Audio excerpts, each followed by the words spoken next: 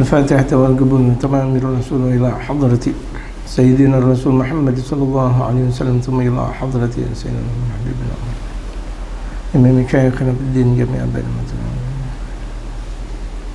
حضرة النبي المصطفى محمد صلى الله عليه وسلم. الفاتحة.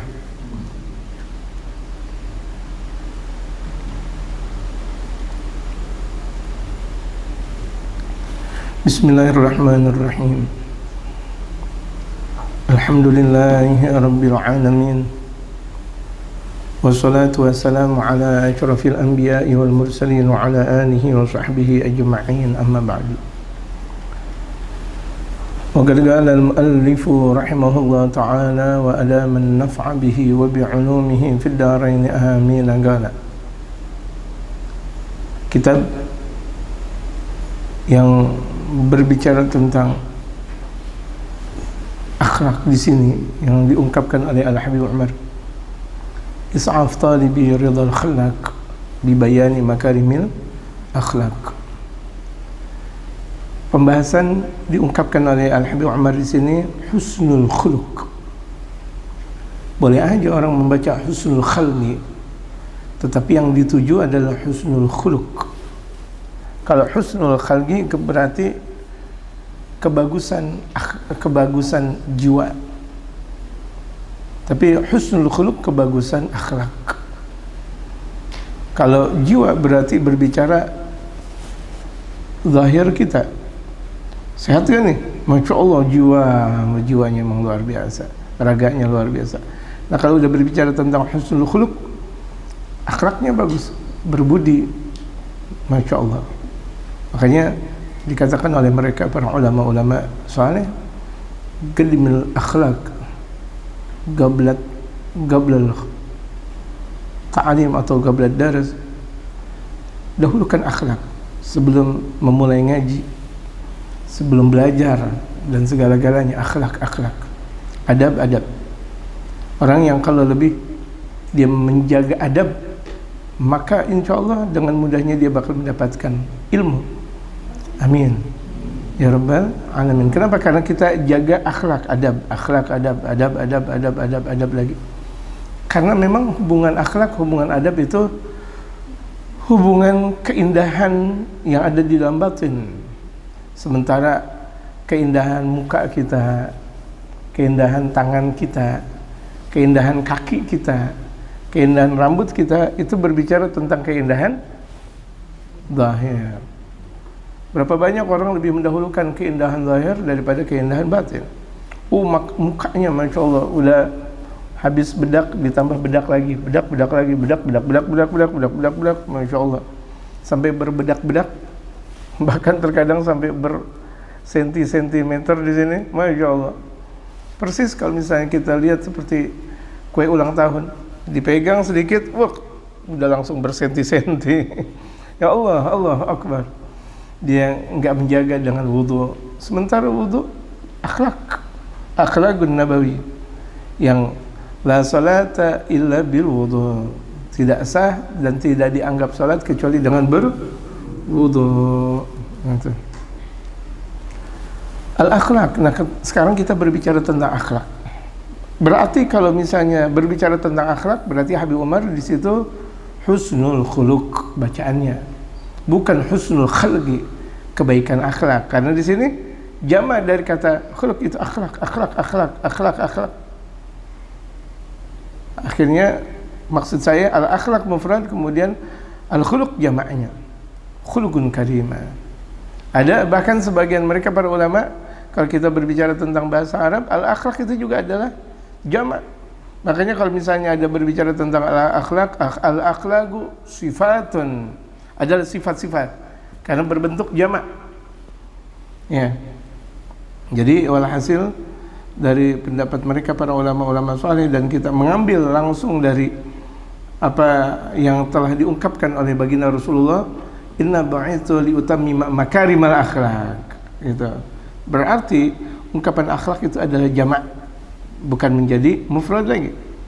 Jamak. Khuluqun mufrad, jamaknya akhlak. Seperti itu. Jadi ada kalimat yang syadz. Syadz itu artinya masih bisa dipakai tetapi tidak umum diungkapkan. Itu namanya syadz. Al-akhlaqu sifatun. Akhlak itu merupakan sifat. Kalau sifatun berarti sifat-sifat. Berarti banyak. Wa syama'il, dan perangai-perangai. Kalau ketika kita bicara tentang sifat-sifat, perangai-perangai berarti banyak. Tumathilul insani, yang menggambarkan buat manusia suratan batiniyatan, bentuk batin, ma'nawiyatan secara maknawi, secara arti ruhaniyah, arti rohani. Jadi kalau ketika kita berbicara masalah akhlak, itu berbicara tentang rohani, bicara tentang hal-hal yang ada di dalam, bicara hal-hal yang berbicara tentang satu estetika ruh estetika. Kan kalau kita berbicara tentang ruh, tidak terlihat ruh, tapi ada. Dengan adanya ruh di dalam diri manusia, dia bisa bergerak, dia bisa berkata-kata. Ketika tiada ruh, maka manusia tidak lagi disebut dengan manusia secara utuh. Disebut apa? Jenazah. Orang yang baru meninggal dunia, jenazah. Padahal dia baru aja hidup, tapi kan udah tidak ada ruh, namanya jenazah. Beda namanya. Padahal dia masih ada di alam dunia, belum dikubur. Bahkan terkadang belum dimandikan, belum dikafankan, bahkan belum disolatkan, tapi namanya udah bukan manusia. Itu manusia datang, tidak. Ketika itu kita berbicara jenazah sudah datang, jenazah sudah datang. Udah beralih makna, beralih fungsi. Ruh. Jadi akhlak itu bicaranya masalah ruh. Keindahan yang ada di dalam batin. Alaiha, dengan akhlak tersebut, yuhsyaru yaumal qiyamati, seseorang, manusia-manusia yang ada akan dikumpulkan kelak di hari kiamat, inda dhuhuril khalaiqi, di sisi-sisi penglihatan atau di sisi-sisi zahirnya manusia atau makhluk yang lain. Itu manusia bakal terlihat apakah itu manusia atau tidak. Keindahan akhlak. Ya, dengan keindahan akhlaknya manusia bakal bisa bergembira kelak nanti di hari kiamat, bisa bergembira ketika berada di hari akhlak karena dengan keagungan akhlak. Sampai di alam dunia juga. Orang yang di alam dunia yang disebut mereka orang-orang yang mulia, asyraf, orang-orang yang mulia, orang-orang yang agung, itu lantaran kenapa? Karena punya akhlak. Oh, insyaallah akhlaknya luar biasa. Akhlaknya luar biasa. Berarti dia mempunyai akhlak yang sangat luhur, sangat indah. Kalau jalan tidak sejalan-jalannya, ucapkan assalamualaikum. Ketika makan tidak semakan-makannya, baca bismillah, minum begitu pula. Itu kan namanya akhlak. Ketika kita mau berada di satu tempat dengan berwudu dulu, atau bahkan mandi dulu, atau di sebagian mereka dengan minyak wangi dan sebagainya, bersiwak, masya Allah, sunnah. Dan itu adalah akhlak itu. Ketika kita bersiwak, masya Allah, dengan nikmatnya. Itu kan di antara akhlak nabawi, akhlak Nabi besar Muhammad SAW. Bagaimana akhlak ketika beliau bersiwak? Bagaimana akhlak ketika beliau pakai minyak wangi? Bagaimana ketika akhlak beliau pakai minyak rambut? Bagaimana ketika akhlak beliau, oh masya Allah, itu akhlak. Menunjukkan keindahan akhlak. Dan hubungannya tentang batin. Nah, dengan akhlak seseorang bakal bisa sukses di mana? Dunia dan akhirat. Kama anna lil insani mugabil al akhlaqi, sebagaimana manusia mempunyai di situ mugabil al akhlaq, hadapan akhlak, allati hiya jamu khuluqin khalqun, yang ada satu hadapan dari akhlak itu, jama dari khuluq itu khalq, ciptaan. Berarti kalau misalnya akhlak itu berbicara tentang batin, berarti kalau khalq itu berbicara tentang zahir, ciptaan. Wal khalqu yansarifu awalan fi dhihni ila suratil jasmaniyah. Khalq atau ciptaan itu mempunyai daya guna yang pertama kali terlintas lewat alam pikiran. Kalau udah berbicara tentang khalq berarti fi suratil jasmaniyah, berbicara tentang gambaran jasmani. Kalau jasmani berarti zahir, batinnya, zahirnya manusia. Muka, tangan, rambut, badan, semua badan. Itu. Ada orang terkadang Masya Allah menjaga jasmaninya hebat, makanannya luar biasa, minumannya luar biasa, dijaga bahkan dengan apa? Dengan berwudu lagi, berwudu lagi. Bagus memang, alhamdulillah. Karena dari kekuatan wudu itu bisa mencerminkan zahir dan batin. Tapi sebagian orang, Masya Allah, kalau dia sakit mata, buru-buru berobat. Sakit mulut, dia buru-buru berobat. Dia sakit ini dan itu, buru-buru berobat. Tapi ketika hatinya sakit, ketika hati kan berbicara tentang batin. Tapi dia nggak cepat-cepat berobat. Ada orang baru sakit pusing saja, padahal itu kan zahir bentuknya. Cepat ke dokter, cepat ke rumah sakit, cepat ke sana ke sini, ke tabib dan sebagainya. Tapi dia tidak tahu bahwa dia mempunyai penyakit batin yang jauh lebih besar, yang lebih dahsyat, yang lebih menentukan dirinya ketimbang zahir. Mudah-mudahan Allah perlihatkan aib kita dan kita mudah untuk memperbaikinya. Mudah-mudahan Allah jaga aib kita dan Allah Subhanahu wa taala jaga zahir dan batin kita. Amin ya rabbal alamin. Fahadal khalqu lil jismi. Nah, khalq ciptaan itu ada di dalam jasad. Idzan tadama, kalau misalnya tuh memang tuh jasadnya teratur, Masya Allah, dia punya kepala teratur, artinya tidak sakit. Dia punya mulut, dia punya hidung, dia punya telinga, semuanya anggota tubuhnya teratur, alhamdulillah.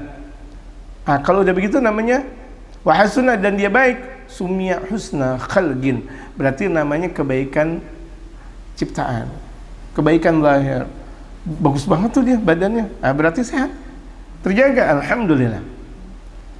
Wa huwa an yakuna suratu dhahiratu hasanatan, jadi bentuk secara zahirnya baik. Oh baik, kenapa? Kebaikan akhlak yang ada karena memang bagus. Kadzalika suratul batinah, kadzalika suratul batinah, demikian juga bentuk yang batin. Kalau yang terlihat itu namanya jasmani, kalau yang batin yang tidak terlihat, lihat al insani, kalau misalnya itu batinnya buat manusia itu idzan tadamat, teratur min jamil sifati, dari keindahan sifat-sifat yang ada. Keindahannya luar biasa, sabar, syukur, qanaah, merasa cukup, alhamdulillah. Gemar beribadah, tidak pernah berburuk sangka, tidak pernah ngomel-ngomel ya. Oh, tidak pernah dengki, tidak pernah sombong, tidak pernah riya, tidak pernah ta'azzuz, tidak pernah sum'ah dan sebagainya. Dia jaga tuh penyakit-penyakit yang ada di situ, enggak pernah mau menang sendiri. Tuh lihat, hawanya kesian sama orang lain, Masya Allah kesian. Dan tadamat, kalau itu teratur, ya mudah-mudahan Allah berikan keteraturan. Allah berikan keteraturan kepada kita zahir dan batin, min jamil sifati, dari keindahan sifat, wa mahasin syama'ili, dan keindahan perangai, wa karimil akhlak, dan kemuliaan akhlak. Sarat suratul batinatu hasanatan, jadilah bentuk yang batin tersebut baik. Kan kita mau zahir dan batin baik, ya kan? Mau kita nggak mau sakit gigi, jadi kita juga nggak mau sombong. Tuh lihat, sakit gigi kan zahir, sombong kan batin. Jadi kita nggak mau mempunyai dua penyakit, zahir dan batin, nggak mau. Nah berarti kalau misalnya zahir kita mau terjaga, jaga makanan, jaga minuman, betul gak? Jaga makannya, jaga minumnya, jangan terlalu berkebanyakan makan, jangan terlalu berkebanyakan minum, itu terjaga. Karena kebanyakan penyakit itu berasal dari perut besar, itu terjaga dia, Masya Allah. Kenapa ada dalam syariat baginda Rasulullah ada puasa Senin, ada puasa Kamis, ada puasa setiap bulannya tanggal 14, 15, 16, atau di hari-hari hitam tanggal 28, 29, 30 misalnya, di akhir-akhir bulan. Itu kan ada dalam syariat. Kemudian atau ada puasa-puasa Rajab, atau ada puasa Sya'ban. Ketahuan kalau bulan suci Ramadan adalah puasa wajib, atau puasa-puasa qadha yang lain, misalnya buat perempuan yang haid atau perempuan yang nifas. Kemudian juga ada puasa-puasa Syawal, sunnah Syawal, kemudian juga Zulhijjah dan sebagainya. Itu karena ada manfaat besar. Pertama apa? Untuk zahir, dan kedua untuk batin. Itulah keindahan puasa. Orang yang gemar puasa biasanya tuh dia punya kulit lebih bagus. Lebih bagus orang-orang yang ahli puasa, kulitnya lebih bagus. Tapi kalau orang yang nggak pernah puasa, nggak ada bagus-bagusnya. Tuh, lihat, kulit saja berdampak lantaran puasa. Itu nanti bakal terarah kepada batin. Kalau orang biasa puasa lagi puasa, akhirnya dia puasa dari berbagai macam perbuatan maksiat. Bermula dari yang zahir, dari mulai terbitnya matahari sampai ghurub syams, sampai terbenamnya matahari, dia nggak mau makan, nggak mau minum. Nanti pada akhirnya dia terjaga, nggak mau berbuat maksiat. Itulah diantara keuntungan berpuasa. Artinya dua-duanya kena, zahir kena, batin kena. Nah, kita sekarang lagi diarahkan oleh Habib Umar, jaga agar zahir kita bagus, batin insya Allah lebih bagus. Amin. Zahir bagus, batin insya Allah lebih bagus. Jangan sampai zahir kita bau. Tuh lihat, kan kita diajarkan oleh Nabi Sallallahu Alaihi Wasallam, pencerminan seseorang yang zahirnya bau, nanti biasanya akhlaknya juga bau. Tapi cermin di mana orang yang biasa bau badannya wangi, enak, itu cerminan dari akhlak batinnya juga bagus dan indah, gitu. Bahkan dikatakan oleh mereka para ulama-ulama saleh, orang yang kalau selalu gemar pakai minyak wangi, kalangan laki-laki pakai minyak wangi, kemana dia pakai minyak wangi, tanda bahwa sebagian imannya sudah terjaga. Kenapa? Orang yang wangi biasanya pintar, karena orang-orang yang pintar nggak pernah mau mencium bau. Biasanya mau akalnya bagus dan daya akalnya pun kuat, untuk menghafal mudah. Makanya kenapa dianjurkan oleh baginda Rasulullah di rumah, di majelis, di masjid, mushola, dan di mana saja menggunakan bukhur. Kan selalu wangi. Selain bukhur juga kita pakai minyak wangi dan sebagainya. Sunnah baginda Rasulullah Muhammad Sallallahu Alaihi Wasallam.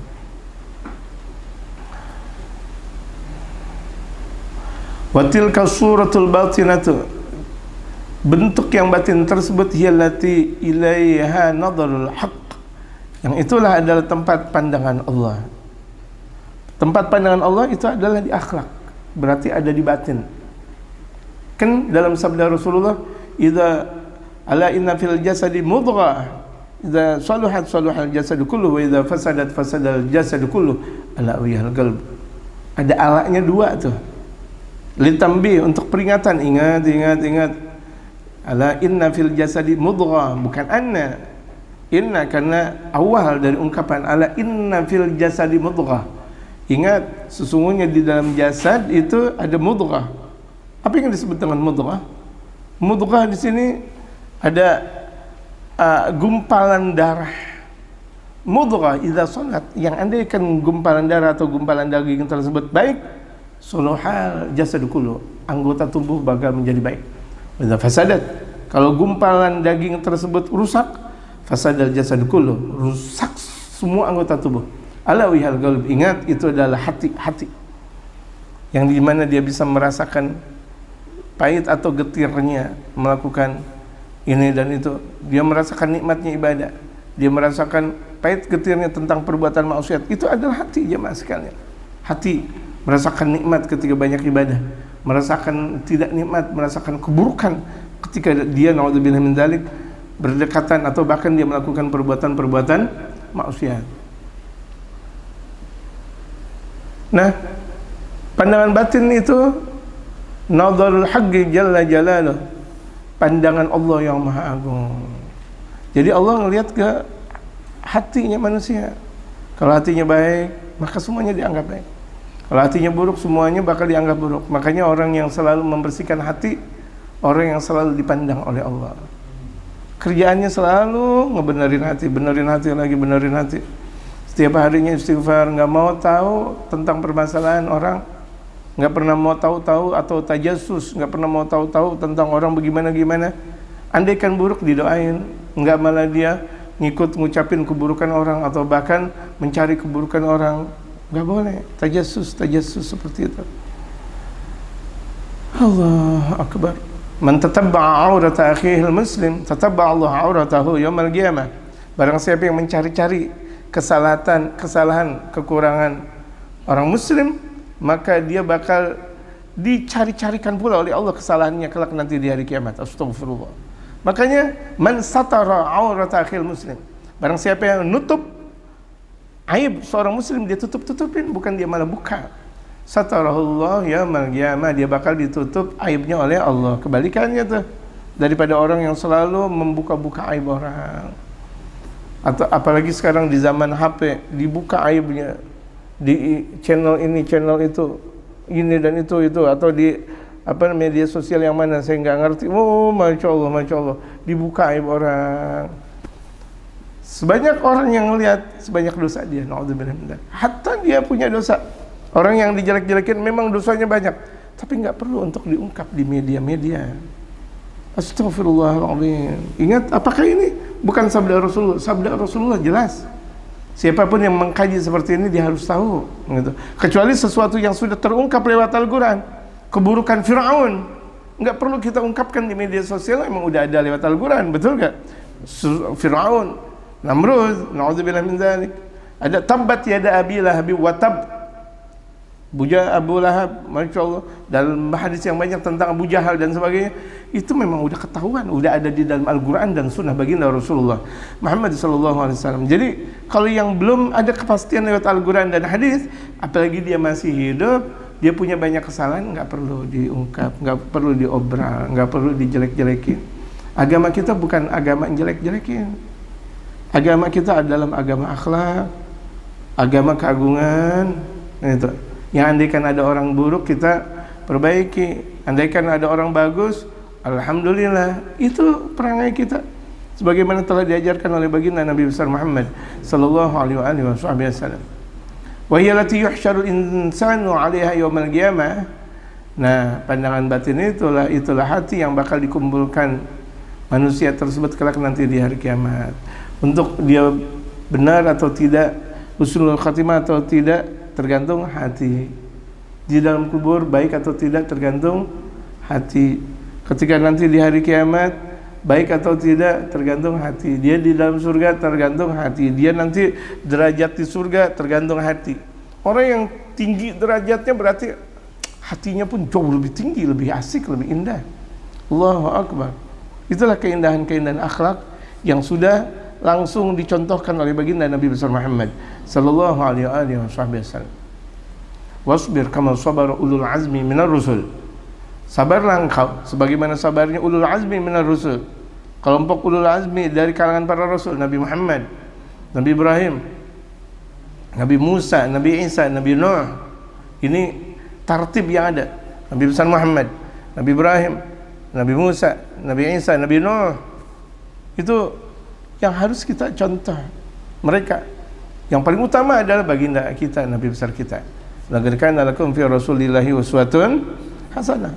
Terlihat nampak jelas akan idola yang harus kita jadikan idola, yang akhlak yang harus kita jadikan rujukan. Kiblat utama dalam kehidupan kita itu adalah baginda Nabi besar Muhammad sallallahu alaihi wasallam. Fatabayyana, jelaslah bihadza, dengan ini, anna suratal jasmaniyata la tusawi, bahwa bentuk jasmaninya seseorang tidak sama, tidak sederajat fil manzilati, dalam satu derajat, wala fil makanati, dalam kedudukan, dengan as-suratul batinah, dengan bentukan yang batin. Berarti itu zahir enggak sederajat dengan batin. Kalau kita kan dalam sehari enggak makan, enggak minum, lapar banget gua, masya Allah. Dengan lapar banget gua, masya Allah. Tapi dia enggak ngaji, dia enggak bilang lapar. Dia enggak zikir, dia enggak bilang lapar. Dia nggak salat berjamaah, dia nggak bilang lapar. Dia nggak bersedekah, dia nggak bilang lapar. Seharusnya batin harus lebih didahulukan daripada batin zahir. Ya, orang sehari semalam dia bisa makan 3, itu makanan yang pokok. Belum ada kalau pagi misalnya ada makanan khusus, gemblong misalnya, masya Allah. Dia udah gemblong, makan gemblong. Gemblong, ada tahu goreng, ada pisang goreng, ada kopi, ada susu, ada teh manis, ada semuanya, segala-galanya. Oh, nanti siang ketemu lagi. Siang setelahnya udah jam 2-an, jam 3-an, apa namanya? Ini lagi, apa namanya? Seperti makanan-makanan yang apa namanya? Yang warnanya seperti kali apa? Air. Cigur, bajigur, belum roti lagi, masya Allah, bajigur lain, ngopi lain, susu lain, masya Allah, masya Allah. Nah, itu lihat siang, menjelang sore ini lagi, malam dia makan, terus ini lagi, Allahu Akbar, banyak banget makan dan minum. Sampai orang kalau misalnya nggak minum beberapa jam dia haus. Tapi kenapa ketika dia nggak ngaji, dia nggak pernah komentar? Ngaji kan bicara masalah batin, zikir kan bicara masalah batin. Harusnya zikir seseorang setiap waktu. Sampai bahkan kerjanya dia zikir, zikir hati, namanya zikrul qalbi, zikiran hati, zikiran hati, zikiran hati, zikiran hati. Kalau misalnya mungkin ketika kita kerja kita zikir secara lisan, zahir, orang kebingungan. La ilaha illallah, la ilaha illallah. Lagi kerja. Mungkin orang pada kebingungan. Kan di situ ada zikrul qalb, ada zikiran hati. Diajarkan oleh baginda Rasulullah, diajarkan oleh guru-guru kita betapa mahalnya kehidupan kita. Ya, betapa nikmatnya hidup ketika dirangkai dengan zikir kepada Allah Subhanahu wa taala. Jadi kedudukan zahir dengan kedudukan batin tidak ada imbangannya. Berarti kalau misalnya ada orang mengatakan dunia 50%, akhirat 50%, nggak boleh kita ngomong kayak gitu. Kenapa? Orang tidak ada timbangannya kok dunia 50%, akhirat 50%. Minimal akhirat 70%, setidak-tidaknya yang ada akhirat 70%, dunia 30%. Tapi kan terkadang banyak orang tidak bisa melakukan seperti itu. Tapi setidak-tidaknya ya udah mendekati 70%. Boleh kita kerja, boleh. Itu kan kerjanya kita untuk menjaga dunia dan akhirat kita. Jangan sampai kita minta-minta. Boleh, kerja pun kerja yang halal. Tapi berapa banyak orang sudah kerja sampai bahkan ketika diajak ngaji sibuk. Ketika diajak salat berjamaah sibuk. Ketika berjumpa dengan ulama sibuk. Ini yang tidak boleh. Melarang aturan-aturan yang ada. Melarang aturan yang ada. Gitu. Tadi kan udah dikasih tahu dari sabda Rasulullah, yang pertama kali dihisab kelak nanti di hari kiamat dari kajian kita yang lalu-lalu itu kan sholat. Dan keagungan sholat bukan ketika waktunya sholat saja. Bahkan di luar sholat orang tersebut seakan berada di dalam keadaan sholat. Bahkan sampai di kerjanya dia merasakan sholat. Dia berbicara lagi, bicara uang apa semuanya, ekonomi, politik. Ketika dia bicara politik dia seakan lagi sholat. Berarti kan politiknya tidak buruk. Bicara tentang ekonomi dia seakan dalam keadaan sholat. Berarti ekonominya tidak buruk. Bicara tentang budaya, berarti yang dia kedepankan adalah budaya yang sesuai dengan syariat baginda Nabi besar Muhammad. Bukan budaya-budaya yang melarang atau budaya-budaya yang tidak sesuai dengan syariat. Kenapa? Karena sholat yang benar bakal mencegah dari perbuatan keji dan munkar. Yang benar yang bagaimana? Yang mengikuti Nabi Muhammad. Inna sholata sahihah. Dalam takwilan Al-Imam Abdullah bin Abbas, sesungguhnya salat yang benar tanha 'anil fahsya'i wal munkar, mencegah dari perbuatan keji dan munkar.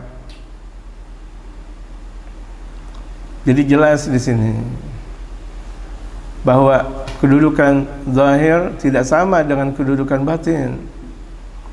Fa wajaba 'alal insanil 'aqilil mu'min. Tuh lihat, jaga nih, lihat tangan kita jaga tangan. Khusyuk kalau lagi ngaji. Kita jaga tangan. Ketika ada misalnya dalam ajaran Al-Habib Umar, ajaran guru-guru kita, jaga kalau ngaji. Kalau ada orang tidur, masya Allah. Misalnya lagi tertidur, dibangunkan. Yang ngebangunin kalau perlu dikasih 100 juta atau 100 ribu. Wa jazakumullah khairan katsiran. Engkau telah membangunkan aku dari kegelapan dunia.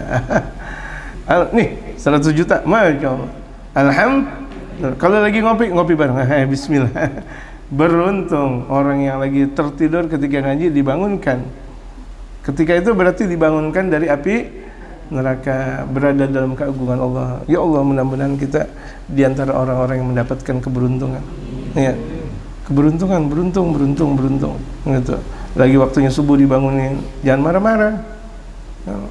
Ya, dibangun, entah apa lu capek. Tapi ketika dipaksa dia bakal menjadi sebuah kenikmatan. Nikmat. Tapi sholat subuh yang benar. Sebelumnya wudu, mandi, kan nikmat banget. Mandi lagi, masya Allah, mandi. Itu kalau kita ikutin semuanya, kalau sesuai dengan konsep Nabi Muhammad, semuanya bakal menjadi nikmat. Amin. Jadi di sini fawajaba 'alal insani al-'aqil al-mu'min, maka wajib buat manusia yang berakal. Manusia berarti bukan hewan. Berakal berarti bukan orang gila. Al-mu'min berarti bukan orang kafir. Inilah yang disebut dengan mukallaf. An yasrifa inayatahu, dia daya gunakan pertolongan yang datang dari Allah. Misalnya kita punya umur kan pertolongan yang datang dari Allah. Umur kita. Daya gunakan umur kita. Apa? Litagwimi akhlaqihi, untuk menguatkan akhlak. Nah, umur yang kita miliki ini sekarang gunakan untuk akhlak yang baik. Bagaimana akhlak dengan guru? Bagaimana akhlak dengan orang tua? Bagaimana akhlak dengan orang yang lebih tua? Bagaimana akhlak dengan sesama? Bagaimana akhlak dengan murid? Bagaimana akhlak dengan anak? Bagaimana akhlak dengan tetangga? Bahkan diajarkan bagaimana akhlak dengan alam ini. Karena Rasulullah rahmatan lil alamin, rahmah untuk seluruh alam. Kalau Rasulullah rahmatan lil alamin, kita sebagai umat Rasulullah kita ikutin. Kalau Rasulullah akhlaknya rahmatan lil alamin, kita andaikan kita belum menjadi rahmatan lil alamin, tapi setidak-tidaknya andaikan ada orang jelekin kita, kita nggak perlu jelekin dia. Ada orang benci sama kita, kita nggak perlu benci sama dia. Ada orang khianat sama kita, kita jangan khianatin dia. Setidak-tidaknya seperti itu. Ada orang mencelakai kita, setidak-tidaknya kita tidak mencelakai dia. Itu minimalnya seperti itu. Minimalnya seorang muslim, kalau dia belum bisa memberikan manfaat kepada muslim yang lain, jangan dia membuat keburukan kepada muslim. Itu sebaik-baiknya muslim dah. Kalau dia nggak mampu untuk secara lebih istimewa, gitu. Jadi ini modal dasar kita umur, jamaah. Modal dasar kita umur, jaga untuk apa? Untuk memperbagus akhlak. Masa ada orang umurnya 20 tahun akhlaknya nggak benar? Kan udah dikasih panjang umur. Ada orang bahkan, Masya Allah, tadinya belum nikah, ini sebentar lagi nikah misalnya. Masya Allah. Itu berarti kan beruntung. Ada orang udah nikah, alhamdulillah, kan udah nikah, dia benerin umurnya, dia benerin akhlaknya.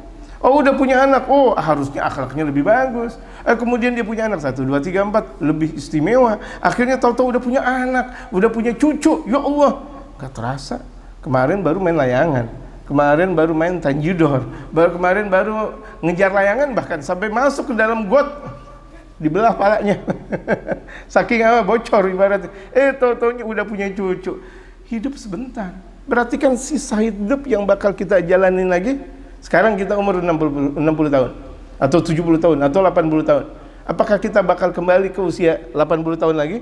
Yang seakan-akan kita bakal berumur 80 tambah 80 berarti 160 tahun? Jarang terjadi, jamaah sekalian. Umur 80 tahun pun di alam dunia min andari nadir, di antara umur yang jarang zaman sekarang ini, Masya Allah. Berarti kan kita harus siap-siap berpisah dengan alam dunia. Orang yang berpisah dengan alam dunia tapi dia belum kenal Allah, dia belum berakhlak, dia rugi. Ruginya berkepanjangan. Mulai dari dia akhir hidup, yaitu sakaratul maut, meninggal dunia, sampai dan berikutnya, Allah, penyesalan yang tiada arti. Sekarang ayo jamaah pemirsa yang dirahmati oleh Allah Subhanahu wa taala, pemirsa Nabawi TV, perbaiki akhlak kita. Akhlak lagi. Setiap waktu mau tidur, bangun tidur, kita sudah perbaiki akhlak dulu. Akhlak ketika bersedekah, ada akhlaknya. Ya, akhlak ketika kita mengucapkan ini dan itu, ada akhlaknya. Akhlak ketika kita mau minum, akhlak ketika kita makan, akhlak ketika kita berbicara, akhlak ketika mendengar, ada akhlak. Akhlak ketika kita masuk ke dalam rumah, akhlak ketika kita masuk ke dalam masjid dan sebagainya, ada akhlaknya. Pelajari, amalkan, tebar, ikhlas. Wal ittisafihi, dan wajib buat manusia untuk bersifat dengan sifat yang mulia. Wajib itu. Berarti kalau wajib dijalankan dapat pahala, ditinggalkan dapat dosa. Itu wajib. Kita berakhlak mulia wajib.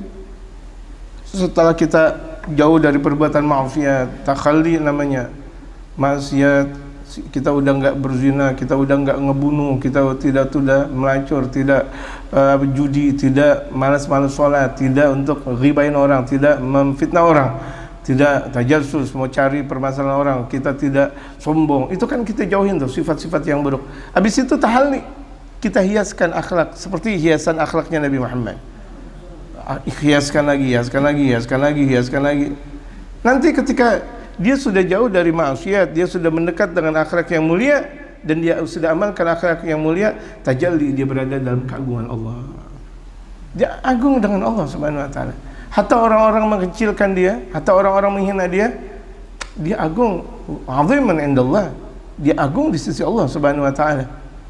Jadi ungkapan kita al-ibrah indallah, segala sesuatu yang terjadi itu yang dianggap itu ketika di sisi Allah Subhanahu wa taala. Akhlak mulia kan menurut Allah dan Rasulullah, bukan menurut manusia. Kalau menurut manusia akhlak maunya mau dilihat doang, biar dianggap tuh dia hebat. Oh hebat banget emang ente. Ya dah anak azan. Allahu Akbar, Allah. Wah dengan gaya loh hebat, biar dianggap Allahu Akbar, Allahu Akbar. Mantap, taib, makin lagi. Masya Allah. Ya Allah, Allah, Allah, Allah Akbar. Makanya kalau jadi qori bagusnya jangan disawer.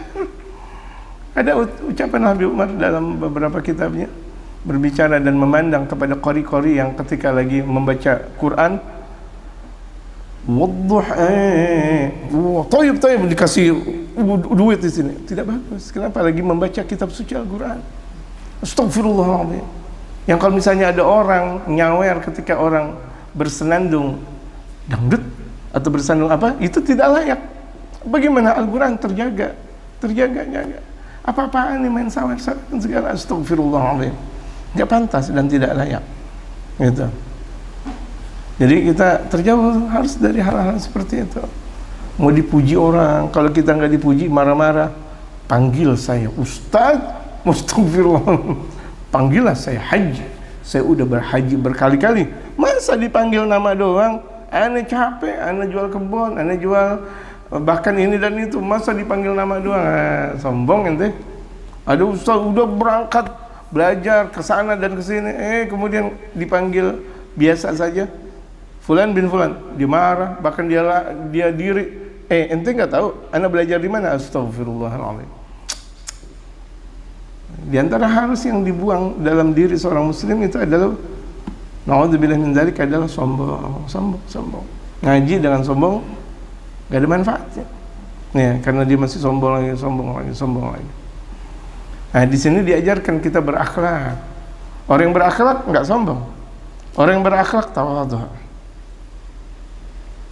Karena orang semakin kenal Allah, enggak ada waktunya untuk bersombong. Orang semakin kenal Allah, dia semakin berakhlak. Dia merunduk. Kan kita udah belajar tentang filsafat Sunan Kalijaga. Seorang ulama bagaikan padi. Ketika masih hijau, mungkin padi tersebut masih dalam keadaan apa? Tegang pengen. Tapi ketika sudah ilmunya udah banyak, akhirnya merunduk dengan sendirinya. Ketika padi sudah menguning. Karena enak juga kita ngelihat padi dari hijau kemudian menguning, enak banget, masya Allah.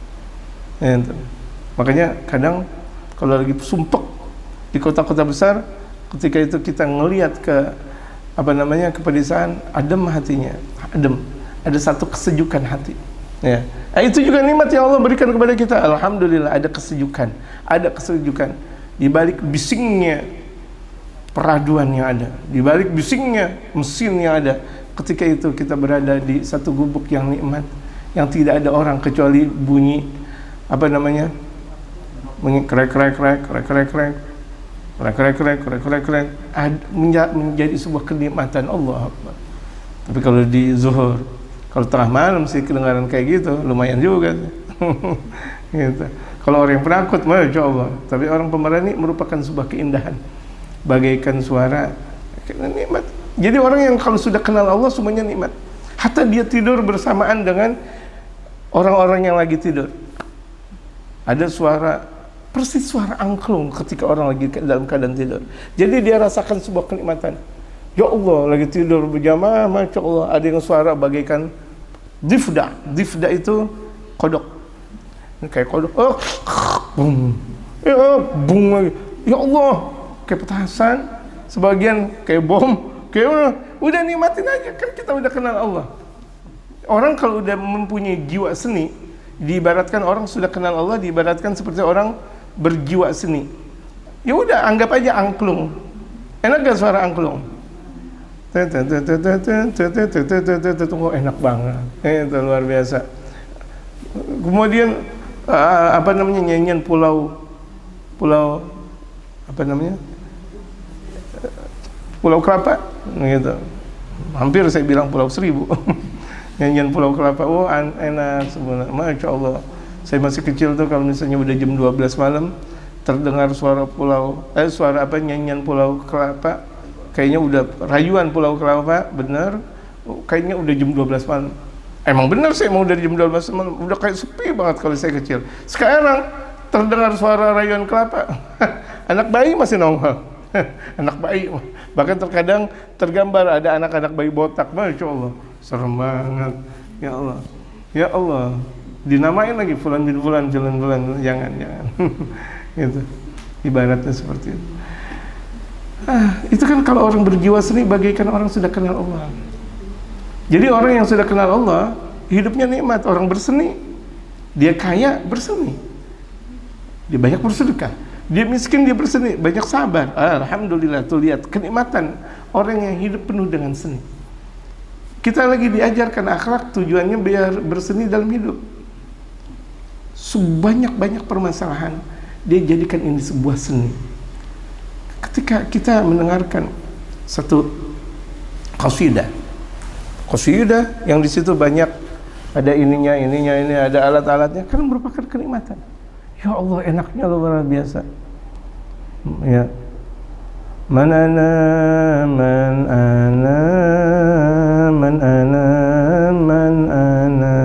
gitu. Keterusan. Man ana laulakum, dengan waduh luar biasa enak. Itu ibarat kita hidup penuh dengan banyaknya dilema, penuh banyaknya musibah, penuh dengan banyaknya masalah. Nikmat bagaikan mendengarkan musik. Allahu Akbar. Cuma kita, karena kita belum kenal Allah, kita belum kenal musik, di ibarat udah gak enak aja. Padahal tuh dalam keindahan, dalam musik, dalam salawat, nikmatnya luar biasa.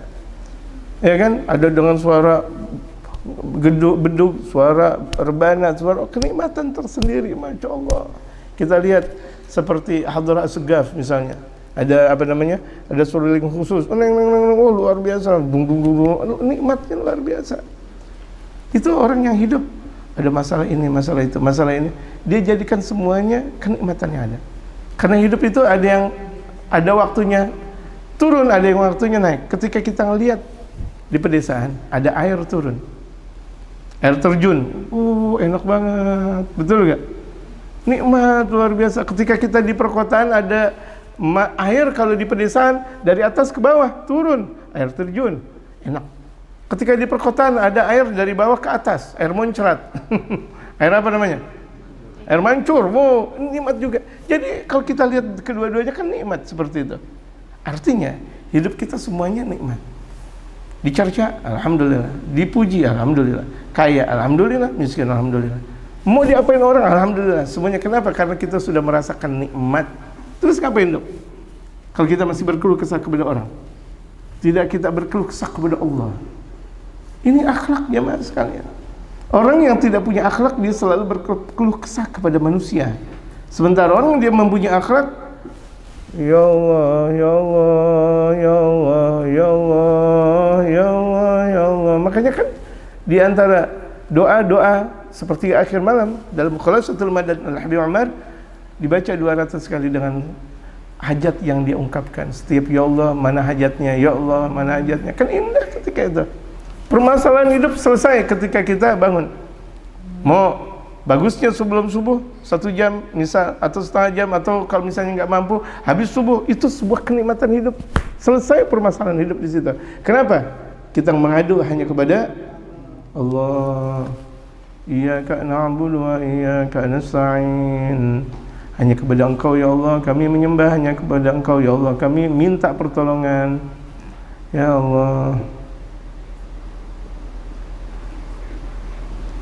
Bima ahabballahu minhu, apa yang Allah cinta kepadanya, an yattasifa bih, untuk dia berakhlak dengan akhlak yang mulia, dengan akhlak yang mulia. Wa ya'khudha minal bi'atsati nabawiyyati maqsudaha, dan diambil dari maksud dari kebangkitan kenabian. Nabi dibangkitkan oleh Allah, tujuannya buat apa? Harus kita tahu maknanya. Maksudah, tujuannya tuh, tujuan Allah menjadikan Nabi Muhammad sebagai Nabi dan Rasul. Pasti ada tujuan. Jangan bilang semua agama sama. Rusak. Hanya orang-orang ateis yang mengatakan seperti itu. Semua agama adalah sama. Na'udzubillah min dzalik. Kalau misalnya dia katakan menurut siapa nih? Semua agama sama. Na'udzubillah min dzalik. Hati-hati ini. Ateis. Orang yang tidak mempunyai atau tidak menganggap Tuhan, yang tidak beragama, na'udzubillah min dzalik. Islam benar. Itu yang harusnya kita ungkapkan, bahwa kita sebagai seorang muslim, kita muslim. Orang-orang non muslim, mereka orang-orang kafir, berbicara tentang agamanya silakan menurut keyakinan mereka. Dan itu semuanya ada rujukan dan semuanya ada dalil, semuanya ada hukum. Silakan mereka berkata seperti itu. Saya berbicara kepada saudara saya sesama muslim, muslimin, muslimah, muslimin, muslimat yang mendengarkan Nabawi TV ini. Tujuannya apa? Haitsu yaqulu Nabiullah sallallahu alaihi wasallam, sekira-kira Nabi besar Muhammad bersabda, innama, hanya saja bu'istu, aku dibangkitkan oleh Allah liutammima makarimal akhlak, untuk menyempurnakan keistimewaan akhlak, menyempurnakan. Jadi bagi Rasul, kenapa? Kan sudah ada dari zaman-zaman Nabi Allah Adam, Idris, Nuh, Salih, Nabi Allah Ibrahim, Musa, Nabi Isa, semua mereka para nabi semuanya mengungkapkan tentang kejernihan tauhid dan kenabian masing-masing nabinya. Kalau itu adalah Nabi Allah Adam, berarti umatnya Nabi Adam. Kalau itu adalah Nabi Allah Idris, berarti itu adalah untuk Nabi Allah Idris dan umatnya. Nabi Allah Musa begitu juga, Nabi Allah Daud begitu juga, Nabi Allah Zakaria begitu juga, sampai Nabi Allah Isa, itu kan untuk umat-umatnya, dan Nabi Muhammad untuk kita semuanya. Itu untuk penjernihan tauhid dan kerasulan. Kan penuh dengan akhlak. Nabi Muhammad penyempurna akhlak. Syariat Nabi besar Muhammad penyempurna dari yang lain, dari agama-agama yang sudah Allah Subhanahu wa taala turunkan. Hadis yang diriwayatkan oleh Imam Malik, Imam Ahmad dan Al-Imam Bukhari dalam Adabul Mufrad, juga hadis yang diriwayatkan oleh Imam Baihaqi dalam Syu'abul Iman, dan Imam Hakim, hadis yang awalnya dari Al-Imam Abu Hurairah. An Abi Hurairah radhiyallahu anhu qala Rasulullah sallallahu alaihi wasallam, innama bu'itsu liutammima makarimal akhlak. Jadi hadis marfu' yang ketika itu Imam Abu Hurairah, sahabat Rasulullah langsung, yang beliau berkata, qala Rasulullah sallallahu alaihi wasallam, itu Rasulullah bersabda. Karena memang Al-Imam Abu Hurairah di antara periwayat hadis yang sangat banyak, makanya beliau meriwayatkan hadis langsung dari baginda Rasulullah. Itulah yang disebut dengan marfu', hadisul marfu'. Hum bi'athur raghbati fil ittisaf wan bi'athur raghbah, dan ada satu kekuatan ketertarikan dalam menjalankan sifat bil khuluqil hasan, dan akhlak yang baik. Bil khuluqil hasan, hasannya ini harus diperbaiki ini. Perbaikan hasan, kebaikan akhlak biar menjadi baik. Ya, harus diperbaiki. Harus ada niatan. Orang kalau udah ada niatan memperbaiki akhlak, dimudahin sama Allah. Amin. Mudah-mudahan akhlak kita hasan semuanya. Amin. Nah, itu. Ya Allah. Bil khuluqil hasan, dengan akhlak-akhlak yang baik. Itu, akhlak-akhlak baik. Makanya beruntung kalau misalnya ada anak, keturunan, ponakan, semuanya namanya Hasan. Berarti mengambil dari cucu baginda Rasulullah, namanya Sayyidina Hasan, masya Allah, masya Allah. Jadi Al Hasan wal Husain, Sayyidah Shabab Ahlul Jannah fil Jannah. Indal insan yusiluhu ila tatmimi makarimil akhlaq fih, kepada manusia yang Rasulullah menyampaikan untuk menyempurnakan, untuk penyempurnaan keistimewaan akhlak dalam diri manusia. Akhlak lagi diajarkan, akhlak lagi diajarkan, akhlak lagi. Bima'na anna al-insana qad yutba' 'ala takhulluqi bil akhlaqi ghairi thayyibati. Terkadang artinya manusia mempunyai tabiat dengan akhlak yang tidak baik. Terkadang tuh manusia tabiatnya pelit. Pelit banget ya. Allahu Akbar, dia minum es, dia minum sendiri. Dia makan cireng, ibaratnya makan sendiri. Dia makan bakso sendiri dirinya. Allahu Akbar. Kita lihat kalau misalnya kita lagi ziarah, merenungi, bertafakkur ziarah. Ada ziarah 20 hari atau 1 bulan, seperti haji dan umrah, atau ziarah ke Hadramaut, atau ziarah ke Wali Songo misalnya. Kita lihat di pertengahan jalan, tek, sendiri dia, blong, masuk dia ke rumah makan. Oh enak, temennya satu tempat duduk nggak diajak. Udah ada nih minuman asik, Masya Allah, minuman enak luar biasa, es lagi, udah minum. Ente mau gak? Astagfirullah, udah diminum setengah baru bilang ente mau gak? Ini tabiat yang tidak bagus, akhlak yang tidak bagus. Mau menang sendiri. Kalau dapat jeruk, dapat mangga, dapat apa semuanya, diambil buat dirinya, yang lain enggak. Atau dikasih duit nih, padahal amanat untuk kita kasih yang lain, enggak dikasih ke yang lain. Hati-hati itu. Berarti enggak bagus akhlak. Tabiatnya udah enggak bagus kalau begitu jadinya. Terus gimana dong? Wa ghairul mahmudati, dan tidak ada bagus-bagusnya dalam akhlaknya. Fa hal yumkinul khalas minha aw la yumkin? Apakah mungkin bisa diperbaiki atau tidak? Mungkin enggak? Atau tidak? Wa qad yafqudu katsiran min sifatil hasanatil jaina. Terkadang banyak sudah hilang sifat-sifat yang sangat bagus. Banyak banget nih akhlak-akhlak zaman sekarang. Berantem, bukannya pada mengalah malah berantem. Satu kampung ke kampung berikutnya, satu sekolah dengan sekolah berikutnya, astagfirullahaladzim. Dididik, tapi tidak berakhlak. Wal basharu wal mukallafuna, manusia dan orang-orang mukallaf, muslim, aqil, baligh, mimman wujihat ilaihim mir risalah, yaitu orang yang sudah ditentukan arahan risalah, ladaihim gabiliyah, buat mereka harusnya ada satu pandangan ke depan, li an tatahassana hadhil akhlaqu fihim, agar menjadi baik akhlak-akhlak yang baik ini di kalangan mereka, fartartagiya maratibuhum, maka akan menjadi tinggi martabat mereka. Harusnya kita setiap waktu berusaha semaksimal mungkin untuk menjaga akhlak, memperbaiki akhlak. Orang seharusnya banyak ngaji, akhlaknya makin bagus. Ya, orang banyak ngaji, akhlaknya makin bagus. Udah dikasih tahu, dilarang, jangan malah ngelakuin. Kalau ngelakuin berarti akhlaknya nggak bagus. Kalau lagi ngaji jangan berisik. Kalau lagi ngaji misalnya jangan muter-muterin jari jemari, jangan bunyi-bunyiin. Malah dibunyiin, berarti akhlaknya apa dong? Kalau begitu jadi, kan disuruh, diperintah. Seharusnya orang makin lama makin bagus. Bukan ketika dilarang malah dijalani. Tidak. Berakhlak kita. Berakhlak kita. Sampai di sini dikatakan oleh Al-Habib Umar, wa innamal umamul akhlaqu ma bagiyat. Hanya saja umat mempunyai akhlak. Yang disebut dengan umat, dia masih mempunyai akhlak.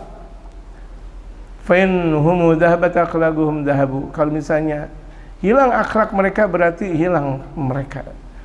Dalam satu kampung mereka nggak punya akhlak, berarti dianggap nggak ada masyarakat dalam satu kampung. Kenapa tidak berakhlak? Masyarakat tidak mempunyai akhlak. Waktunya zuhur mereka nggak pernah mau sholat zuhur. Waktunya asar nggak pernah mau sholat asar. Ada masjid, ada musola, ada majlis ta'lim, sepi. Orang nggak ada peduli kepada masjid, musola, majlis ta'lim, berarti tidak punya akhlak. Ada di rumahnya mereka, tapi tidak punya akhlak, mau dibilang gimana? Jadi adanya mereka wujuduhum ka'adamihim. Adanya mereka seperti tiada. Na'udzubillahi min. Dari sekarang banyak di kampung-kampung, di pedesaan, di perkotaan, di setiap negara, Masya Allah sepi, majelis taklim sepi, masjid musola sepi, Masya Allah. Tapi kalau mall luar biasa, tempat perdagangan luar biasa, Allahu Akbar. Bahkan mereka berani untuk berdesak-desakan. Tapi di masjid, majelis taklim, musola. Nas'alullah an yugi'a nura hadhil akhlaqi fi qalbi kulli garin laha. Kita minta kepada Allah Subhanahu wa taala agar Allah Subhanahu wa taala berikan cahaya akhlak ini di setiap hati orang yang membaca. Nah, kita ini sekalian, kita lagi baca kitab ini, kitab yang telah diungkapkan oleh Habib Umar ini, mudah-mudahan kita mempunyai akhlak cahaya. Yaftahallahu baban minat taufik, yang mudah-mudahan Allah buka pintu taufik, pintu kemudahan ibadah. Kalau kita dimudahin sama Allah ibadah, alhamdulillah. Kan banyak orang mau ngaji, tahu-tahu ada halangan. Tuh Allah belum berikan taufik. Ada mau ngaji, ada aja tuh tamu, tinggalin tamu atau ajak aja tamu. Ngapain tamu? Apalagi cuma sekedar ngobrol doang atau sekedar ngopi doang. La ilaha illallah. Berarti Allah belum berikan taufik. Giliran mau ngaji ada aja tuh sakit gigi, sakit mulut, sakit perut, bisul, bisil atau apa namanya, adanya atau halangan. Berarti Allah belum berikan taufik. Tapi ketika dia mau ngaji mudah semudah-mudahnya, artinya Allah sudah berikan taufik. Amin.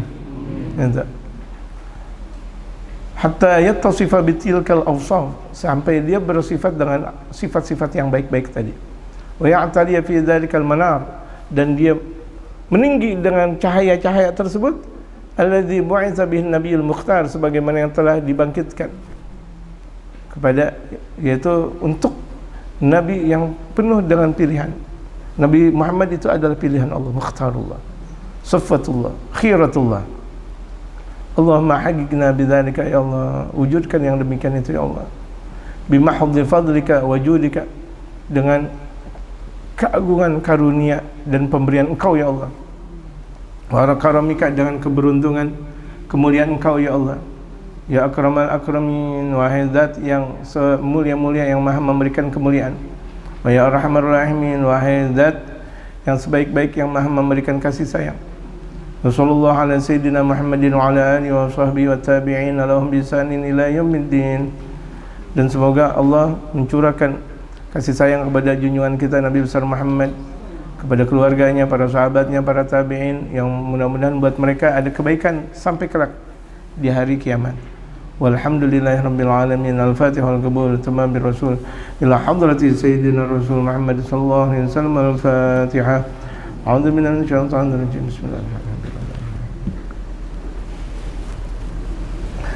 Alhamdulillahil ghafuri lil 'abdi dzil ghururi wal farti fil umuri wa hamagatil huburi.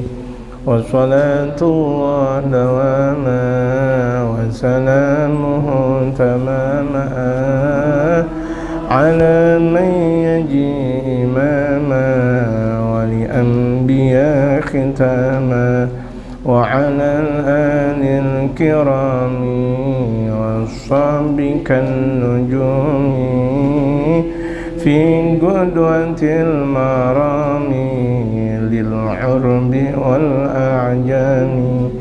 Ya Rabbana atarafna bi annana agtarafna wa innana asrafna wa ala nadha ashrafna. Fatub alayna tawbatan tawsilu kulla hawban wastur lana al-awrati wa aminir rawati waghfir li walidina rabbi wa mauludina wal ahli wal ikhwani wa sairil khillani wa kulli di mahabba awji rantin aw suhbah wal muslimina ajma' amin rabbi asma'. فضلا وجودا من نال باكتساب منا بالمصطفى الرسول لحظة صلى وسلم ربي عليه عد الحبيب وآله والصحبه عدادتك الصعب والحمد لله